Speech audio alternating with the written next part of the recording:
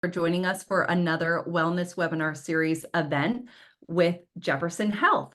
My name is Sarah Breckbill, and I will be serving as your program facilitator and will present your questions to our panel of experts.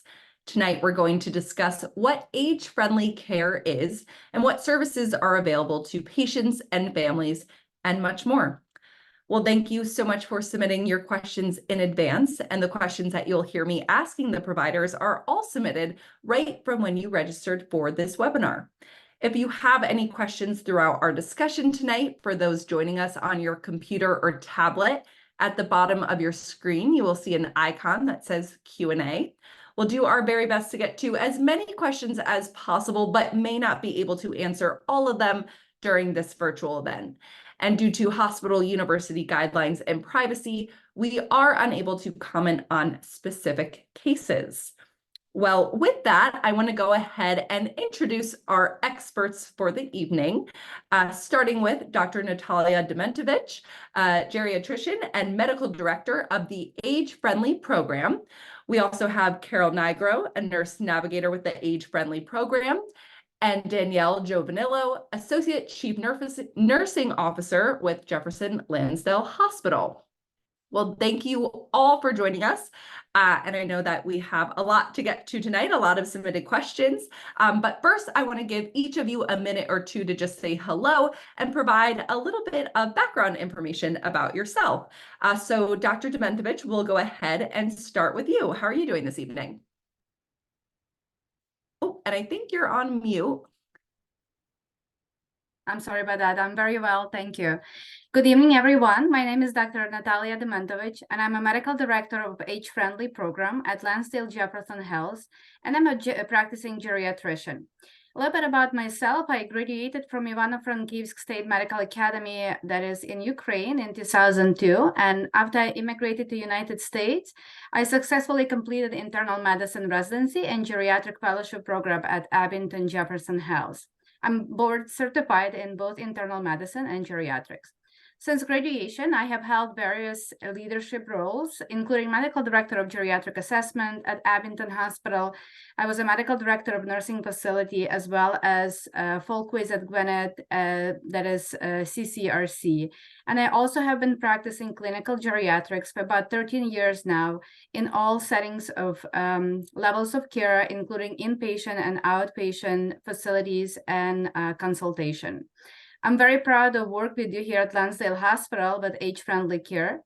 We concentrate and focus on what matters to our elderly patients and try our best to deliver evidence-based, safe, and supportive, reliable care to our elderly population. And I'm really happy to tell you about the program we have. Great. Thank you so much for joining us. Again, I know that we have a lot to get to, but appreciate you taking the time to introduce yourself. Carol, we'll go ahead and turn to you next. How are you doing this evening? And thank you for joining us.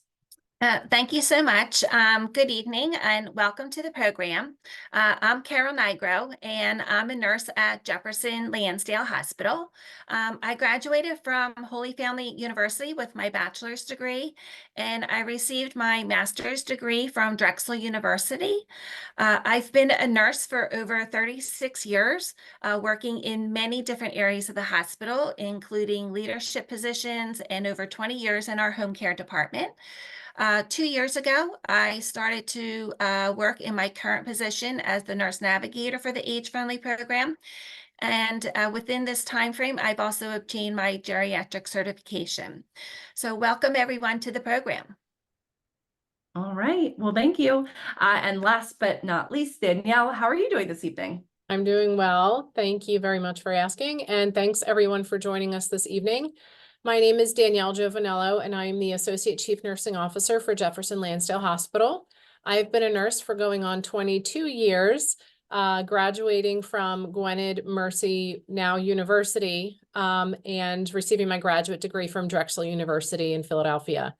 I started my nursing career at Jefferson Abington Hospital back in 2002, and so I spent 18 years there in various leadership roles.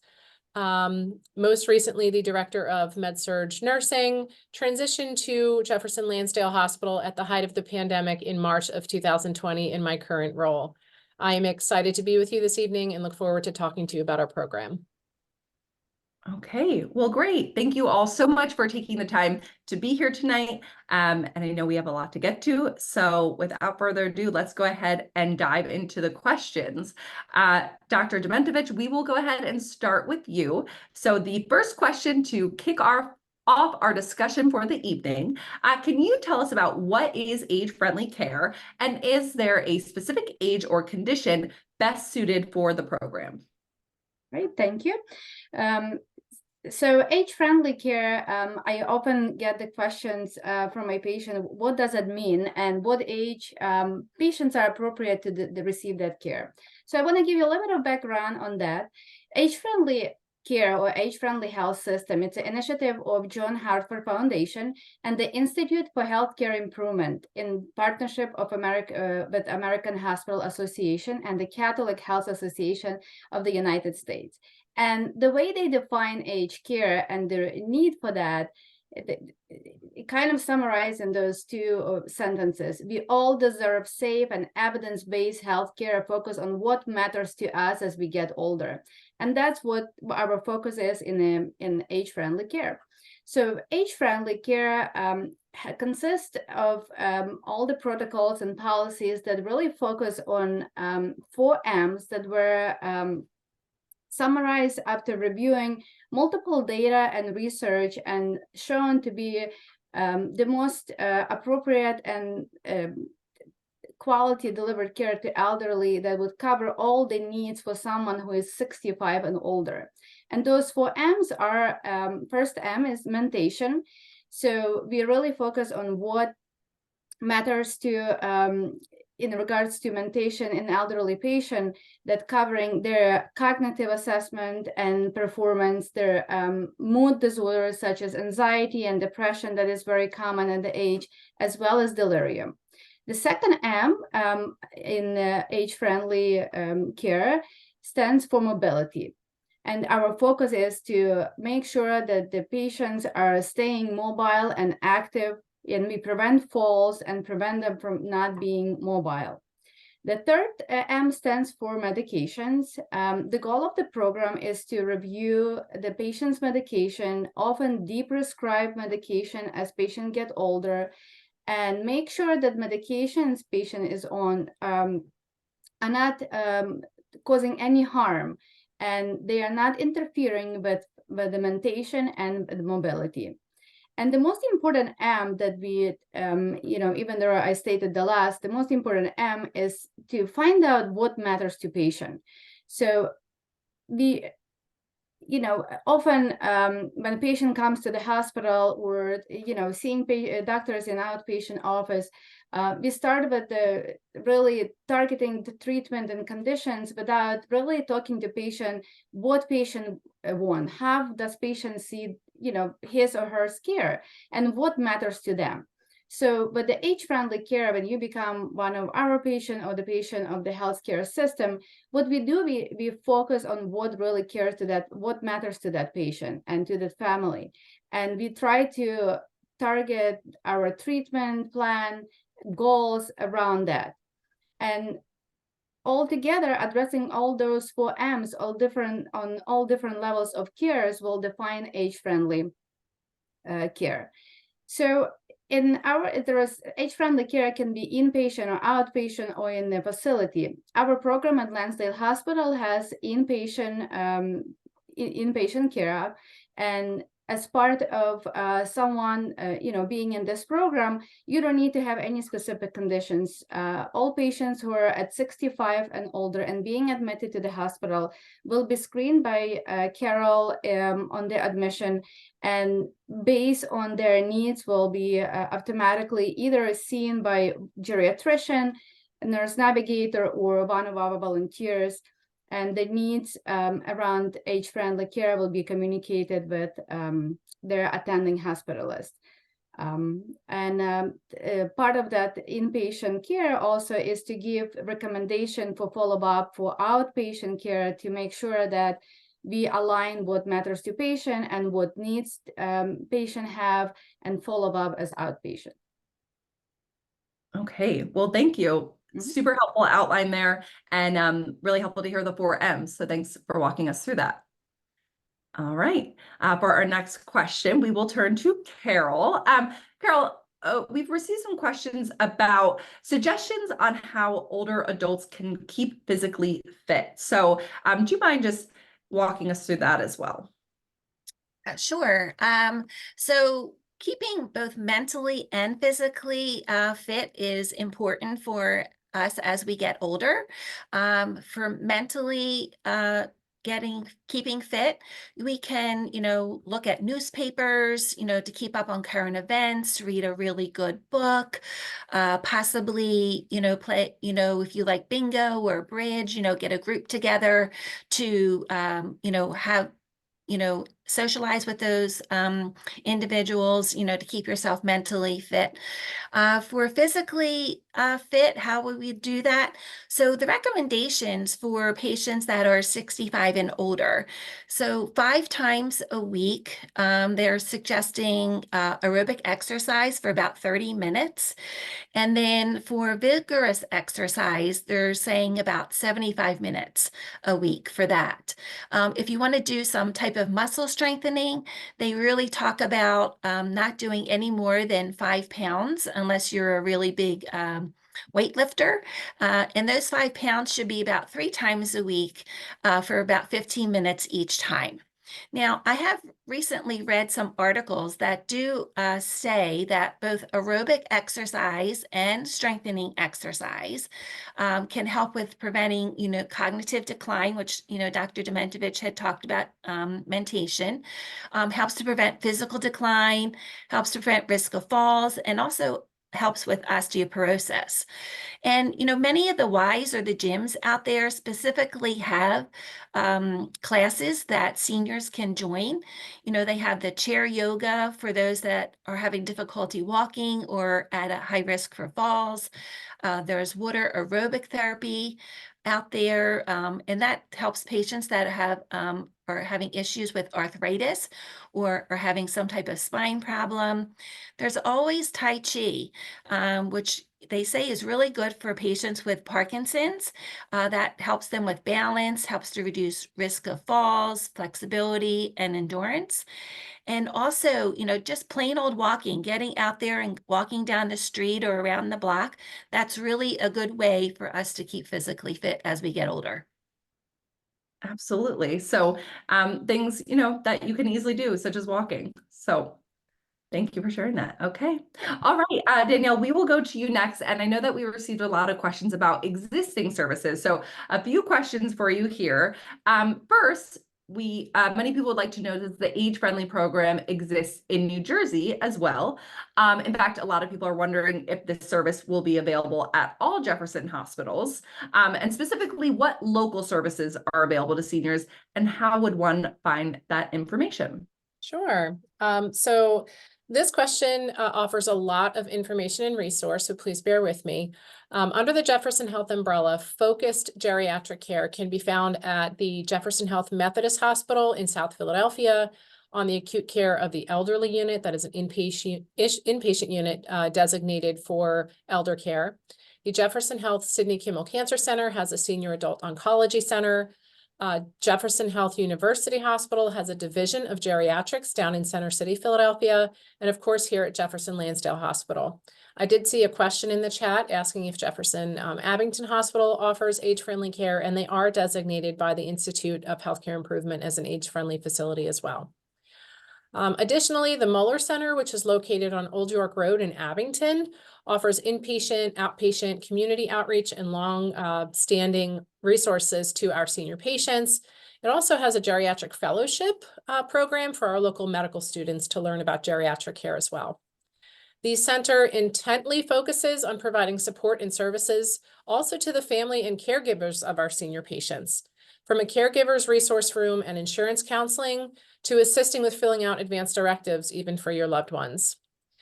Adult day service is also a really great resource that offers memory fitness care and geriatric assessment, as well as an elder med program that offers health screenings, walks, educational programs, and social activities are also available at the Muller Center. All of these resources can be found at the jeffersonhealth.org website. However, outside of Jefferson Health, you can also find information on our local county resources page at the Montgomery County Office of Senior Services or the Montgomery County Office of Community Connections. And I have links for those websites that I will share in the chat for your reference if you have an interest in reviewing what your resources are. In addition, there are also transportation providers for older adults with local resources stemming from Transnet. And Transnet provides shared rides with reduced fares for Montgomery County residents who are over 65. And GoGo Grandparent, which is an agent for affordable rides where there is no smartphone or app needed to request a ride. It offers curb-to-curb rides with 24/7 customer service hotline. There are also additional resources in our community that can help with meals if assistance is needed for older adults. Programs like the Meals on Wheels, Mom's Meals, and Meals of America focus again intently on those who need assistance. And so again, I will share a lot of these links in the chat. Feel free to click on them and review what the resources are for your loved ones in our community. Okay, thank you. And we'll look out for those links. All right, Dr. Dementovich, we will turn back to you. Question here, what can be done if an aging parent does not want to go to the hospital or a healthcare facility, even if it is against their advanced directives? Definitely a tough question here. Oh, and I think you're on mute.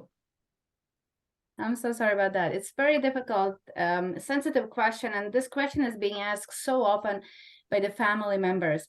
So obviously it's dealing with aging parent is a stress on its own, but the parent who refuses to go to the hospital or a care facility, despite it being against their advance directive, can be even more challenging. And really, a lot of times family would have to seek, advice from healthcare professionals or sometimes even legal personnel. So first of all, I want to go back to the 4 M's that I presented a few minutes ago. Remember, it's always very important, and it's never too early to discuss what really matters to your parent, what their preferences are. And what matters, it's not only applicable generally, to discussing the end of life, but it also open up the possibility to ask them what matters to them in a certain situation. Is like, for example, if they don't want to go to the hospital and they're ill, and in their advance directive they stated they want a full measures and treatment, then you would have to ask and find out really, what on their mind, what are the reasons why they don't want to go. So start the conversation, what the most important for them during this period of their life. Maybe there is some event that's coming up that your parent doesn't want to miss, and they're afraid that they will not be discharged from the hospital, soon enough. Or maybe they're scared, and maybe there are other reasons that they don't want to go. And the best way is to open up that conversation. So again, talk to them, find out what matters to them, why they don't want to go. You have to remember that, their autonomy, it's the most important. So they're the ones who make decision about their own healthcare. And if they have capacity to make that decision, we might not, we might not agree with that decision, but we have to respect their autonomy. So if that situation comes to that, the best thing you can do is to provide information and make sure that your parent understands consequences of their decision, right? And if they're able to, provide clear understanding of that and still insist on not going, you might explore alternatives. And one of the alternatives can be involving home care services, or think about palliative care services or hospice services, or other services that might be applicable to the condition that they're experiencing. If still there is a problem, I think you always should talk about that situation and have their primary care physician discussing that with them. Sometimes elderly patients will feel a bit more comfortable talking to their healthcare providers because they feel, given the complexity of their illness, maybe they're more understanding of that without thinking of hurting someone's feeling. Our parents and elderly patients always feel that maybe they don't want to do something because they want to cause any trouble for their children, and so forth. If it's the situation that you think and the primary care physician think that the patient or your parent or loved one does not have a capacity to make a decision, then in that situation, you might need to consider legal options and discuss, what option you have in evaluating capacity of, decision making, and see if seeking guardianship or applying for court order to compel them, to receiving medical treatment might be necessary. But I would leave that as a last resort. We give patient autonomy, and we give patient, right to make their decision about the healthcare, and not to be able to make a decision about their care. You really need to be cognitively, pretty advanced. So try to seek legal option as a last resort. That's all, I think. Well, thank you. And as you said, definitely, a sensitive topic. But again, appreciate you talking us through that. So thank you. Okay, Carol, we will turn to you for some more services. So this particular question is focused on where can one find senior exercise programs that are covered by Medicare? So original Medicare, unfortunately, does not cover gym memberships or fitness programs. However, if you should have some type of extra coverage offered by Medicare, like a Medicare Advantage plan or a Medicare Health plan or a supplement plan, they're the ones that may cover some of those for you. So if you do have a supplement plan, I would suggest that you call the number on your back of your card and ask them if they cover gym memberships or fitness programs. So unfortunately, like I said, Medicare doesn't cover it, but possibly the supplement plan that you have may cover it. Okay. All right. Very helpful. We appreciate it. All right. Dr. Dementovich, back to you. Talking here a little bit about dementia. When is dementia screening appropriate, and how is dementia being assessed? Okay, thank you. So that's another question that is, when we have Medicare wellness exams in the office, a lot of time patients asking, younger or older patients, younger than 65, how about screening for dementia? I think that very important to remember that there is no screening for dementia that is done on a early or once every 2 years basis. There is no recommendation to do that. There are indications when that can be important to do it, which I will go over in a few minutes. Just want to let you know. So, for example, it is recommended that patients who are 65 and older will have, unless they're completely healthy and have no medical problems, they will have initial geriatric assessment to kind of look at the risk and their risk of developing certain cardiovascular diseases or cognitive decline, and kind of assess their aging. And it can be done just once, in a lifetime. It can be done every 2 years. And here in the area, Geriatric Assessment Center or geriatrician can do that in the office. So as part of that assessment, they will have a screening for dementia, and that would be done as a comprehensive evaluation of mood, mentation, and mobility as part of the age-friendly care. But if we are just talking about general screening for dementia and how it's being evaluated, there are some indication when we would like to do screening and see. So first of all, the most important is when patient comes and says, I feel I have a memory problem. I used to remember names, and now I don't remember the names as well. Or, I was driving and I was getting lost, or maybe I'm forgetting things very often, and that bothers me. So that would be one of the indications to do screening. The other indication that we do if there is a significant a family history of dementia at early age, and patient or patient's family sees some changes in their cognition, and then that would lead for screening, screening evaluation. The other factor is when patient might not have insight that they have a memory problem, but their caregivers or family members are concerned, and they see those, changes in the day-to-day living.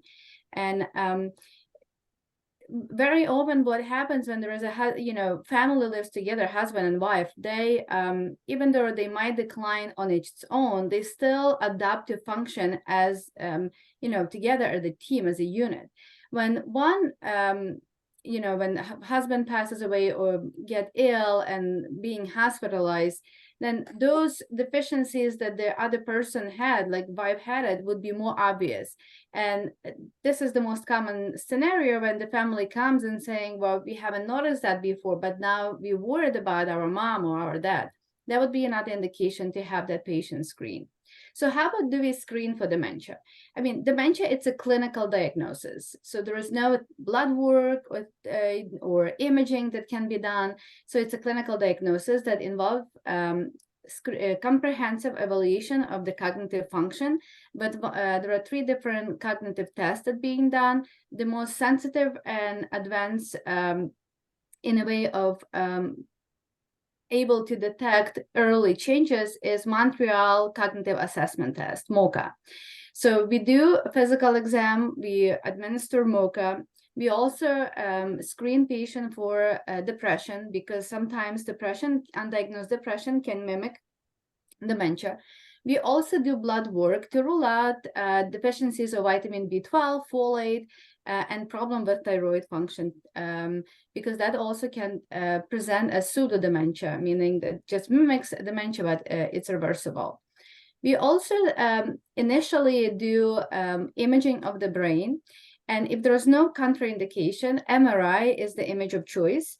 And it's not necessarily to diagnose dementia, but more to rule out any issues or structural abnormality in the brain that might, like a stroke or a tumor, aneurysm, bleeding, that might have led to those changes. And if all of that is insufficient and we still have no answer, there is availability to do a neuropsychological evaluation. It's done usually by psychologist. It's about 2.5-hour test, comprehensive testing, and in that testing, the conclusion will be summarized in 3 different areas. 1, functional ability, cognitive decline, or if there is one, and comorbidities with the depression, anxiety, or other psychiatric illnesses. So if you have any concerns, or if your loved one have any concerns, please speak up and address this with the primary care physician as soon as you notice any, because dementia, treating and detecting dementia, the early it's done, there is more chances to do better in the future. Okay. Thank you. Yeah, definitely advocating for yourself and for your loved one. So thanks for walking through those steps. Okay, Carol, we will turn to you now, talking a little bit here about the importance of connection. So how can one balance the need to connect with people with a rather high susceptibility to illness, especially when people are no longer wearing masks? What's a good way to keep connected to people and not feel so isolated? So many people do experience loneliness and social isolation, unfortunately. Social distancing doesn't always mean that you have to be alone. Technology is out there, with FaceTime and with Zoom calls and things like that. So I know that technology has taken a hit for causing isolation, but if you need to social distance, it's a great way to keep connected with somebody. And, maybe you could get some of your friends together or family members together and like do a Zoom call first thing in the morning, have coffee together, or, at the end of the day, when everybody's, is trying to settle down, summer's coming, maybe sit together, on Zoom and, have that iced tea or that, nice lemonade, cold, with ice cubes and everything. So there are good ways that you can, stay together. You can even like possibly have like a dinner party, I know that sounds a little funny, but over Zoom or, through FaceTime, but if you need to stay, away from others, that's a great way to, to connect, or, maybe somebody can do a cooking lesson, while they're doing, while they're actually making dinner so that you can all stay connected. Reading to the grandkids, a bedtime story, kids love that type of thing. I know that my kids always did. And then there are some classes out there or events that you can attend virtually. So the Philadelphia Zoo actually has daily educational series that are online that you can, participate in. There's museums out there that offer different virtual tours of exhibits that they have in their museums. And on Instagram, there's a program called Art Well, that offers daily art activities, if that's something that you're really interested in. But really connecting with your family and your friends, like cooking and eating together, doing games or puzzles, even if you have to, if you are together, and you have to social distance, that's 6 feet apart, it's better than being, by yourself. And, also like that, just that phone call out there, everybody loves to receive phone calls.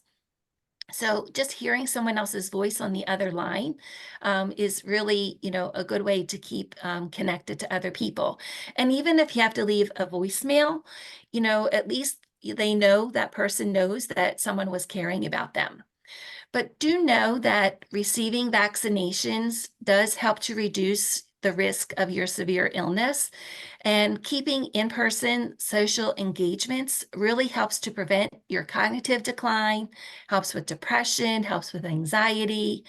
Those that are physically compromised, you can wear a mask, or, if you are together, keep 6 feet apart.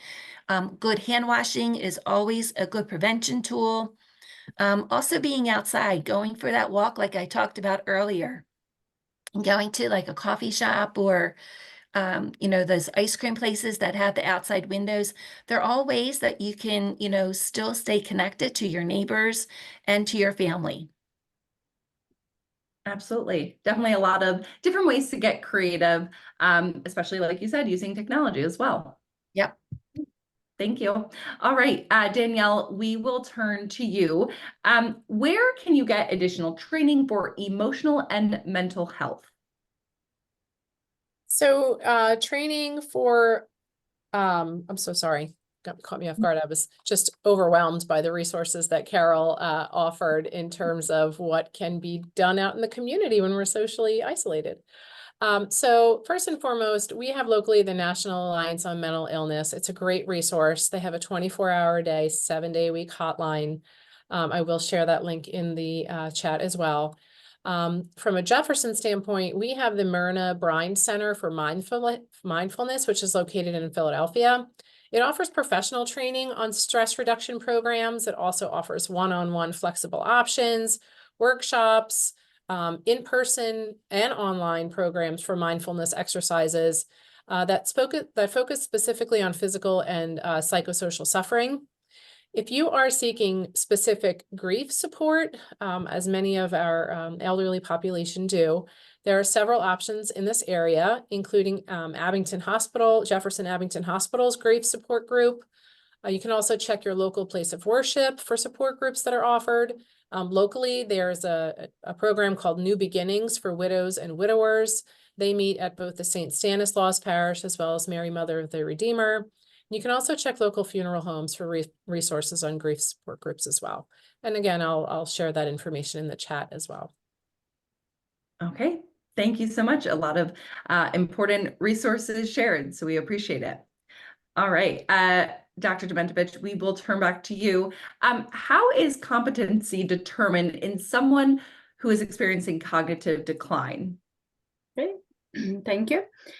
First of all, I would like to clarify the difference between competency and capacity. A lot of times we confuse those two terms. So competency generally refers to individuals' overall ability to manage their affairs and make decisions in various domains of life. It is legal term, so that's the most important thing to remember. It pertains to the person's legal status and ability to act on their own behalf. It's often determined by court and typically applies to broader aspects of decision-making, such as managing finances and entering in contracts and making legal decisions. On the other hand, capacity, it's a medical term. So capacity refers to individuals' ability to make a specific decision at a particular time, often in the context of the healthcare or medical treatment. So it's the clinical concept that used to understand individuals' ability to understand the information relevant to the specific decision. And I'll give an example in a minute. Appreciate the consequences of that decision and communicate their preferences based on that. So capacity assessments focuses on the person's ability to make decisions about their medical treatment. You can assess capacity about their financial matters as well, or on just a specific task, right?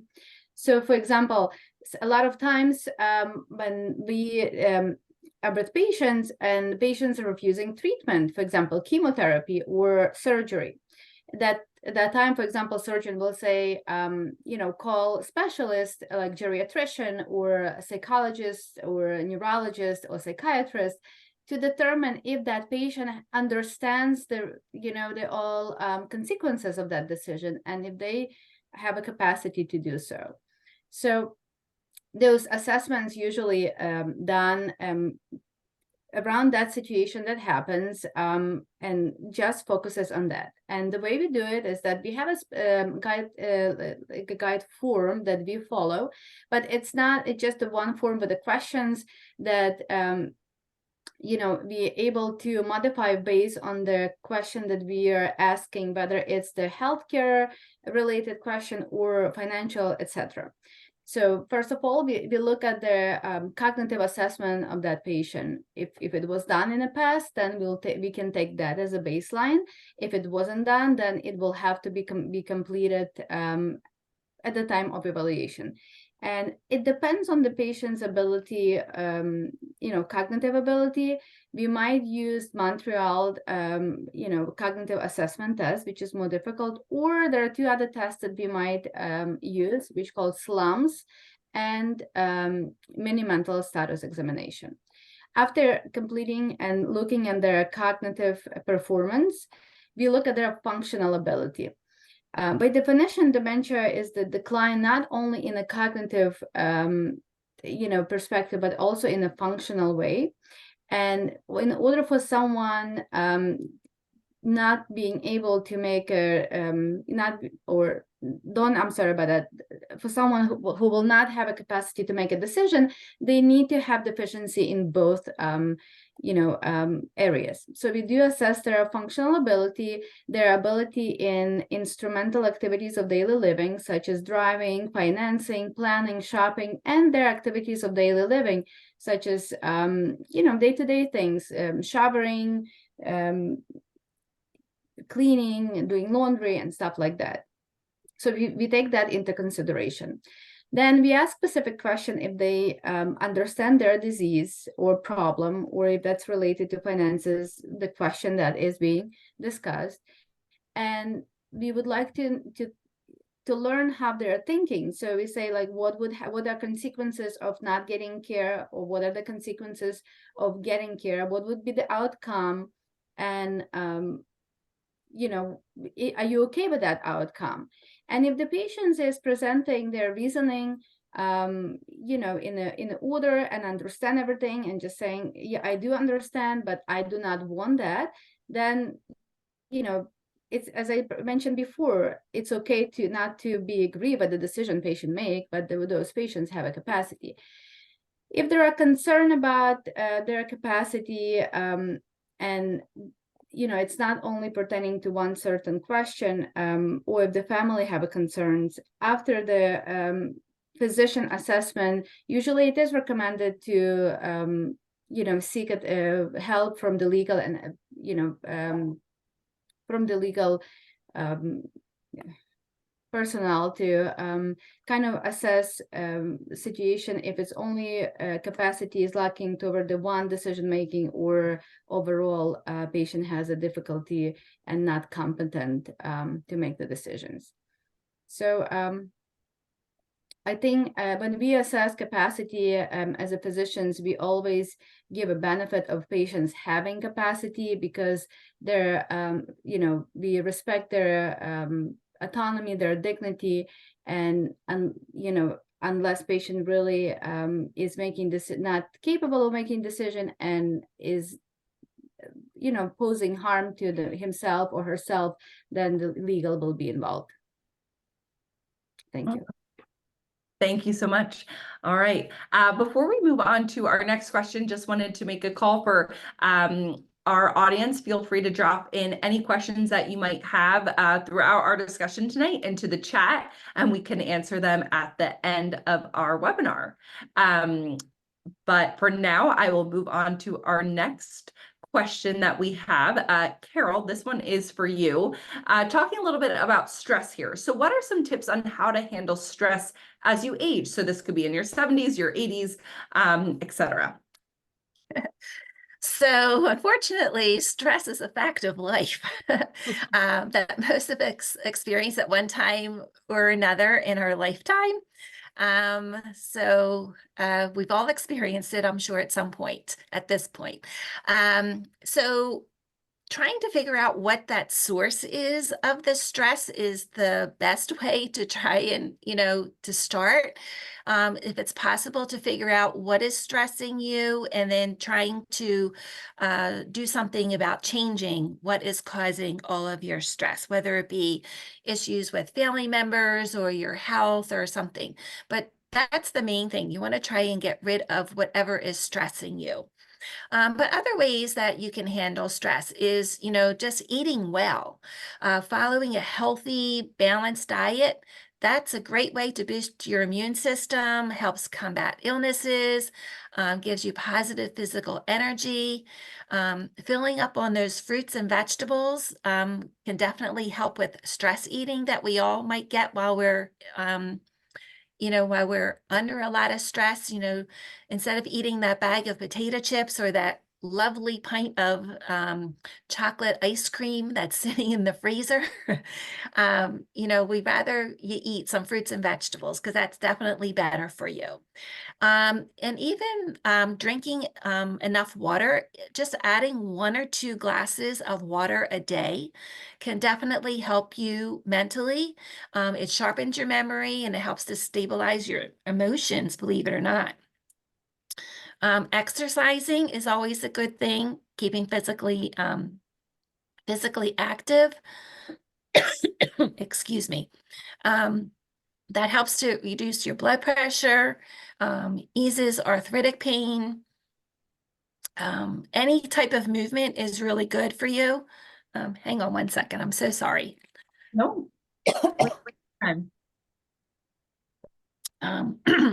And getting enough sleep, that's essential to good physical and mental health. It's a great time for when your mind can take a break and the body gets to repair itself. And any meditation that you can do, to help calm those racing thoughts, or slowing down that rapid heart rate, relaxing your those tensed up muscles. Any type of meditation is really good. So they're all just, a few tips that you can do to help with stress. Okay, well, thank you. And I guess a follow-up question there, and feel free to take a sip of water while I ask this, but how would one accept and cope with getting older, or, quote unquote, old age? Let's see. So it's difficult to adapt to the reality of aging. Unfortunately, no one can stop time, and it's best for us to try and be at peace as we get older. try accepting and loving yourself. We all know that we have those different physical changes that are going on, and but know that all those wrinkles that we get on our faces or on our skin, they're synonymous with wisdom and experience. Feeling useful, volunteering or babysitting with the grandchildren, that's always a good way to help cope with old age, because at least you feel like you're participating or helping others. And then, like I said, focusing on eating healthy, keeping close ties to your family and friends, not becoming isolated, remaining physically active to the best of your ability. That helps, improve both your mental and your physical health. Trying to stay positive, keeping busy, learning new hobbies, or continuing with the hobby that you've done all your life. All those things help keep your brain active and helps you keep young. So hopefully that'll help you age better. Yeah, some great pieces of advice there. So thank you. Okay, Danielle, we will turn to you now. Is there a single point of contact coordinating and communicating patient care while inpatient at the hospital? Certainly.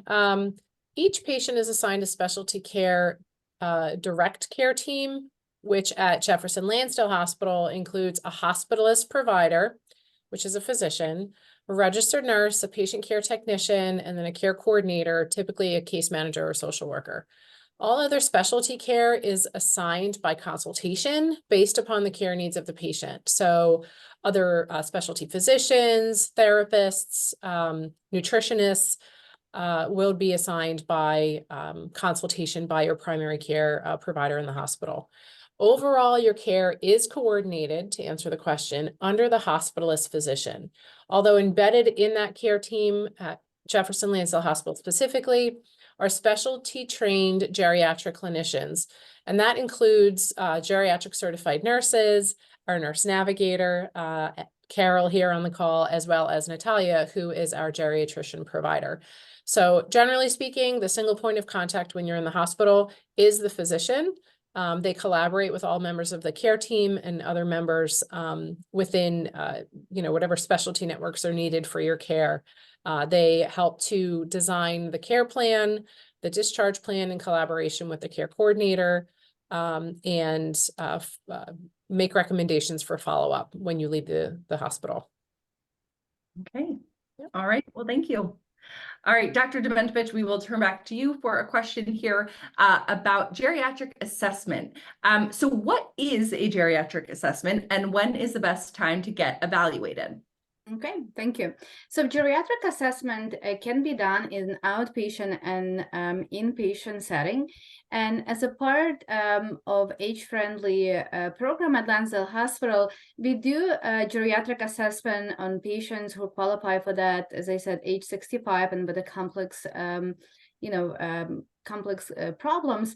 But I just want to outline that the comprehensive geriatric assessment cannot be done in a hospital setting to the 100% degree.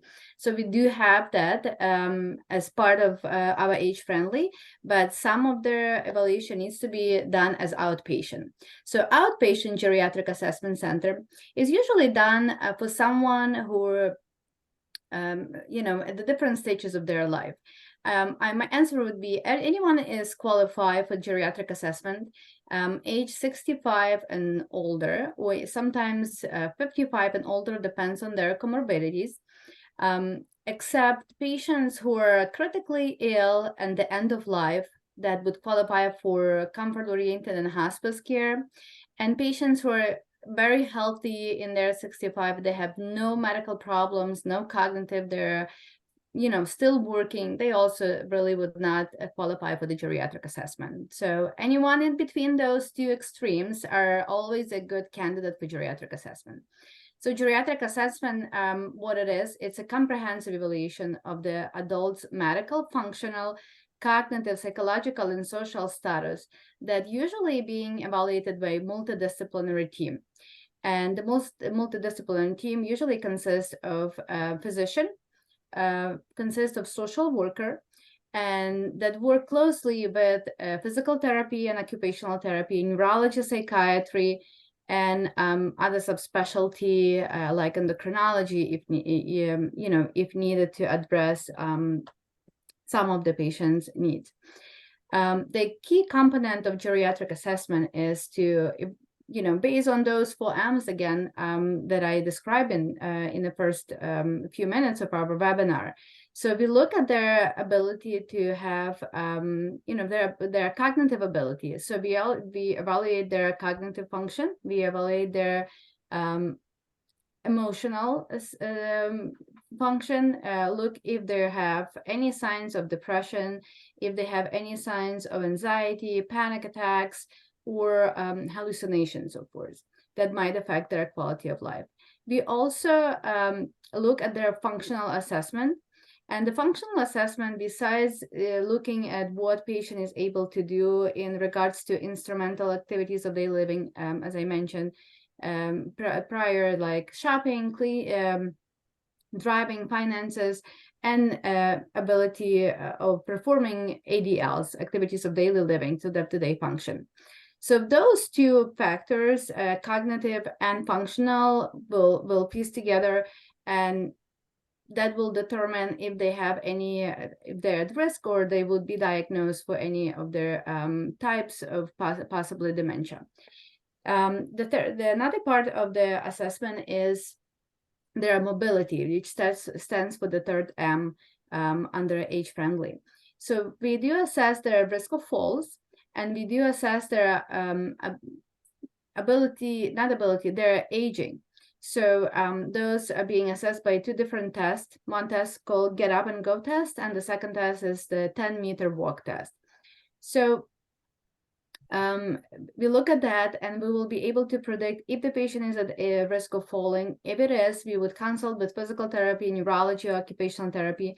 And also we would determine if the patient is not aging well, and also prescribe one of those services that I just mentioned. We also look at on one of the 4 M's as the medication. Polypharmacy, it's a big problem unfortunately in geriatrics. And we reconcile every medication and see what medication can be stopped and what medication possibly can cause side effects that we can maybe substitute with a safer one. And the goal is to treat patient's condition, but limit possibility of side effects and interaction between medication. And of course, the most important, we ask patient what matters to them, how would they like to have their life and healthcare being, going forward. And based on that, social worker can help with the recommendation of the services that would align with what matters to patient and to the family members as well. And, kind of form and care around that. Also, one important part of geriatric assessment is to discuss advanced care planning and discuss different situations, what the patient would prefer in regards to not only end of life resuscitation or not, but also use of antibiotics, use of fluids, artificial feedings, and document that when the situation comes when patient will not be able to voice their wishes. That would be very helpful to have it. So overall, I think it's important to remember that as part of the program, geriatric assessment is very important. And not everything can be done in inpatient setting, but the patients from Lansdale Hospital will be referred to outpatient setting to finish that screening. Thank you. Well, thank you. And I know that we are, as you're going through this, we're getting a few more live questions in the chat. So we will just have one more question here and then turn to our live questions for the rest of the evening. So Carol, with that, I will ask you this one question. What are the indicators that your elderly parents cannot live alone in their home? Is it better to age in place or move to a senior living situation? Okay, so indicators for no longer living alone would be are they missing doctor's appointments or forgetting to take their medications? When you visit them, are they exhausted? Are they not feeling well? Are they not sleeping well? Do they not feel safe going to sleep? Are they getting lost going to the grocery store or to your home, places that they've been to hundreds of times before? Such as bathing, or are their clothes clean? Are they wearing the same outfit for several days in a row? Are they eating properly, or just relying on those convenience foods that you would just put into the microwave? Are they not as mobile as they used to be, or are you noticing that they're falling more? Is their house or their yard, notice, are they not being taking care of it like they used to? Some people, they used to be very particular about how they cleaned their house, and now you walk in and there's, things are everywhere. Are they becoming more isolated? Are they not going, to, bingo every Saturday night with their friends, or they're not going to religious services like they used to? Do they know how to call 911 on their phone? And if they don't, what would you do about that? Do they know what to do if there's an emergency in the house, or if there's a fire or a water leak? Are they going to the emergency room a lot? Maybe you could ask their primary care physician to do a cognitive assessment, like Dr. Dementovich had described, or do they need an assessment at a geriatric assessment center? They're all different things, to be looking at for should they be living by themselves.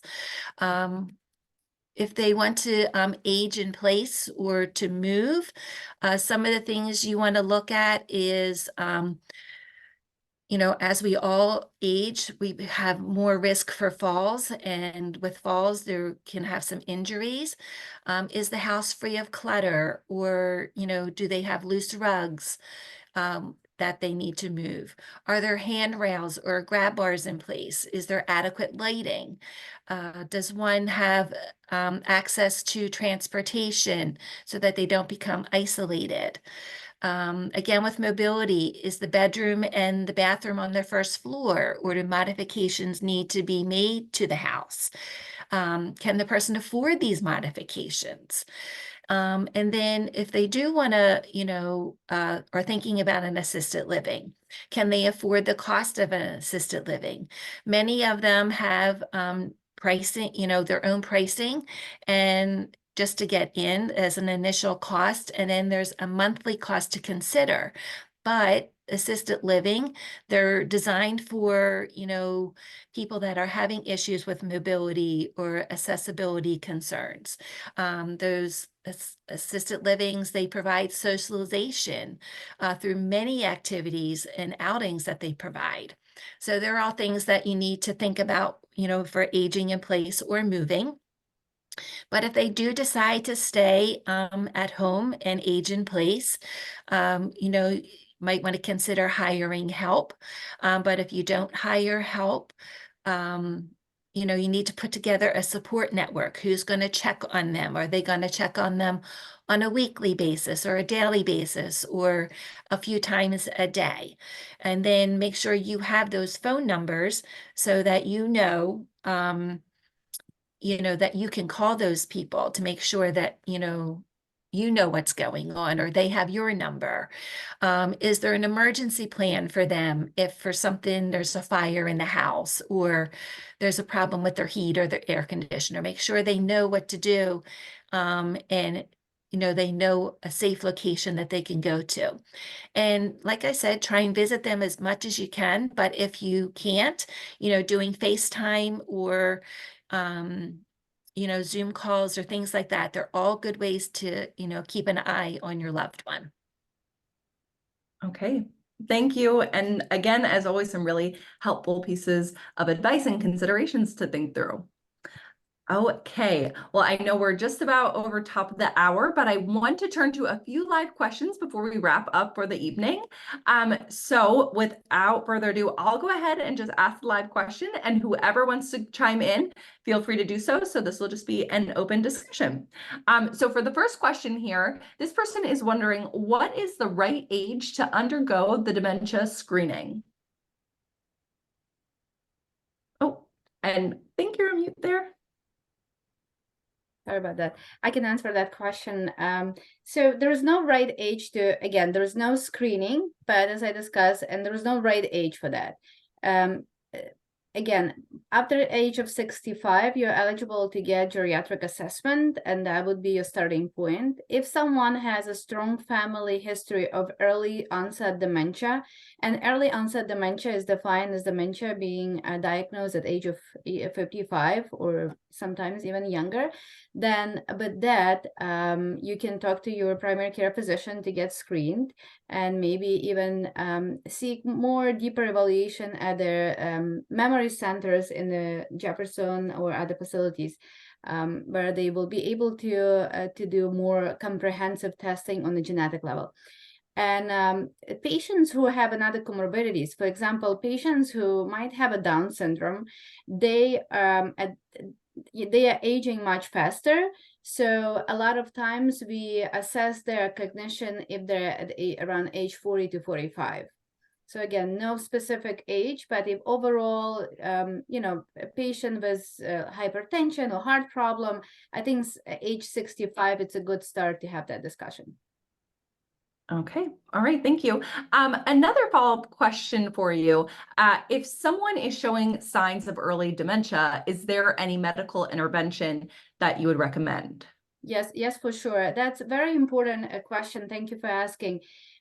So dementia being diagnosed on average 20 years later when the first changes started to occur in our brain.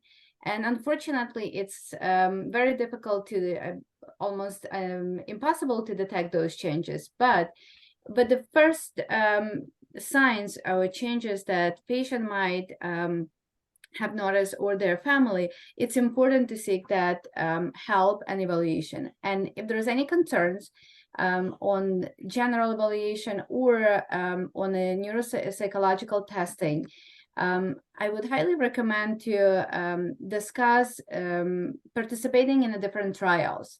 So there is no treatment for early dementia. It's not a curable disease, but there are things that you can do to prevent decline. And as Carol mentioned, being physically and socially engaged and active is the most common and the most important factor. Also, controlling the blood pressure, controlling blood glucose level is very important. But in addition to that, it is important to see if there is any trials available that can help to slow down the progress. And Abington Jefferson Health has a Dr. Weissman, who is with Abington Neurology Association. He's the head of research here at Abington, and he is specializing in dementia. And he always does all different trials for different levels of disease and with the different syndromes. So the answer to that, yes, there are things can be done, and the early it's done, the better chance is to prevent rapid progression. Okay, great. Thank you. Carol, a question for you here. This person is wondering, and I know that you had put something in the chat about it, but this person says, I was told that balance exercises might help prevent falls. What type of balance exercises do you recommend? So we don't like to recommend specific, exercises for people. You really should go to your physician, and they can refer you to our physical therapy department. But there is a Jefferson Healthcare Wellness Center for exercise, and that you can find that on our website. And that's a great place to start for learning balance exercises. Okay, great. Thank you. All right. Dr. Dementovich, another question for you here. How does someone get an appointment to get a geriatric assessment at Lansdale? How long is the wait to get an appointment? And is Lansdale the only Jefferson location offering geriatric assessment?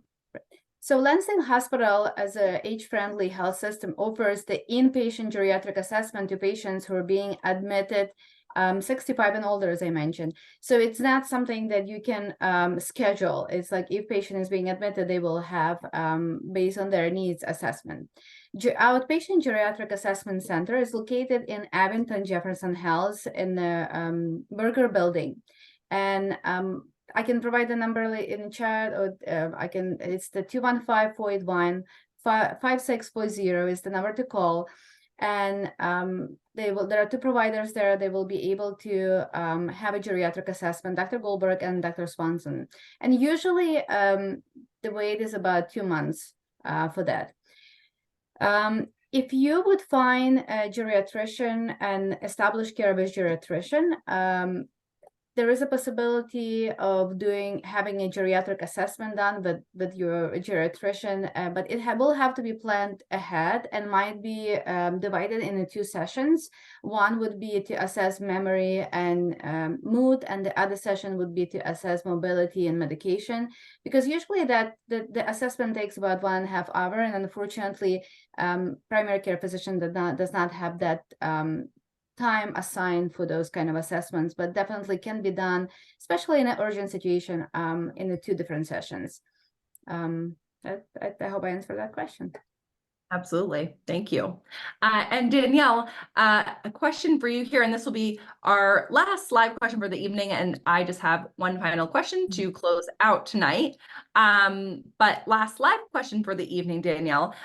This person is wondering, if a senior is admitted into the hospital and does not have a medical directive, what steps are taken by the hospital concerning their care? If a family member opts to end their life, will the hospital opt to keep them alive? How does that work? Yeah, sure. So if somebody comes into our hospital, one of the first things we ask them on admission is if they have a medical directive or a durable power of attorney. If the person is awake and alert and capable and competent, and they state that they do not have one, we do have a notary here on site that can assist the patient and their family with the completion of an advance directive and power of attorney, where they can express their wishes in writing. That being said, if somebody is incapable, incompetent, or incapacitated, we will typically defer to the legal next of kin for decision-making. That could be a legal spouse, legal children. Some people, they designate a power of attorney that is not necessarily a legal next of kin, but they do have oversight over their medical directive. And so it really just depends on who is a legal representative for that patient. That being said, if there is not a legal representative for the patient, we will typically try to pull together the family as a collective group. We have a palliative care service who is facile in having those discussions related to what the best plan of care is for the patient. And then a decision can be made collectively. So there's many ways that we bridge that conversation depending on the patient's status and their condition on entry and as they progress through the hospital stay. Okay. Well, thank you. And thank you all for such important answers to these questions. And thank you to the audience for the great questions. I know I learned a ton. I do have one final question before we close out this evening. And that is, what are your goals for everyone listening in on this webinar? What do you want our viewers to take away from tonight? So Dr. Dementovich, we will go ahead and start with you. Thank you. So I think the most important thing that I would love, for audience to remember is that, first of all, that we do have age-friendly care, and we do have that in Lansdale, and, we do care about our elderly patients there. But most importantly is that maybe remember those 4 M's and don't be afraid to ask questions. And just to remind everyone, first M is the most important, is that know what matters to you, and please communicate what matters to you with your healthcare team, whether it's in Lansdale, Abington, or any other settings. If you voice what matters to you, that will help healthcare providers to align care around that. Always ask questions about the medications and review medication, have medication list, bring medication bottles to the office, to appointments, and ask what can be stopped or address any interaction. Remember that if you do notice any changes with the memory, do not be afraid to speak up. Do not be afraid to seek medical attention, because the earlier you start, the better it is. And please stay active, exercise, any kind of activities will help you to prevent cognitive decline, physical decline, and will help you to be happier and age the best way possible. Right. Thank you very much for having me. I hope really that you learned something today, and until the next time. Well, thank you. All right. And Carol, any final takeaways from tonight? I think just as you're getting older, keeping yourself active, both physically and mentally, is really important to your health. And also, as we age, it's really important for us to realize that there may be a point in our life where we may not be safe for us to live alone, and to allow our family members to help us make decisions that are in our best interest. So that's my takeaway. And thank you for having us, and have a good night. Thank you. All right. And Danielle, last but not least, any final takeaways for our audience tonight? I think I just want to note that, my goal for this webinar is for our community to feel supported by the resources available to you, either at Jefferson Lansdale Hospital, through the skill and the caring of Carol and Natalia and the teams here. But more importantly, I would like you to know that you're not alone. As Carol mentioned, we cannot stop time, and aging is inevitable, but there are people who are educated and who are willing to assist. So we are here for you. We are your community hospital. And if we don't know the answer, we have lots of community connectedness through our Jefferson Health network. So, feel free to reach out if we could be a resource at all. Absolutely. Yep. An important reminder, you are not alone. So thank you. Thank you, Dr. Dementovich, Carol, and Danielle, for your time this evening and all the great information that was shared. And thank you all for submitting your questions and attending tonight. We will be posting an event survey, so you can let us know your thoughts, any other specialties you would like to hear from. If you would like someone to contact you directly to schedule an appointment with a Jefferson Health provider, please fill out the last question in the event survey. Be sure to visit jeffersonhealth.org to make an appointment. Stay up to date on upcoming events and webinars just like this one and more. Be sure to also visit the Jefferson Health YouTube page to view more wellness webinar series events. We have various topics ranging from back pain to robotic surgery to men's and women's health and much more. A recording of this event will also be sent to you so you can rewatch at your convenience. If there is anything anyone here at Jefferson can do for you, please reach out to us. Thank you once again for joining, and please be sure to stay safe and healthy. Have a wonderful evening, and thank you. Good night.